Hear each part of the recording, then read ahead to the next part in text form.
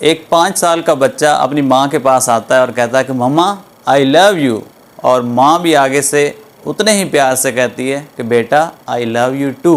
वही बच्चा जब 16 साल का होता है और माँ के पास आता है, कहता है मम्मी आई लव यू। माँ कहती है बेटा बताओ कितने पैसे चाहिए, क्या ज़रूरत है।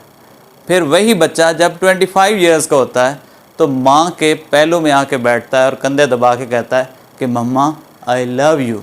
तो माँ कहती है क्या करती है, क्या नाम है, कहाँ रहती है, कैसी दिखती है। वही बच्चा जब 40 साल का होता है तो फिर माँ के पास आके बैठता है और कहता है कि मम्मी आई लव यू।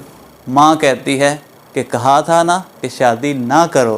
फिर वही बच्चा जब 60 साल का होता है और माँ के कदम दबा के कहता है कि मम्मा आई लव यू। तो माँ कहती है मैंने किसी पेपर पे साइन नहीं करने।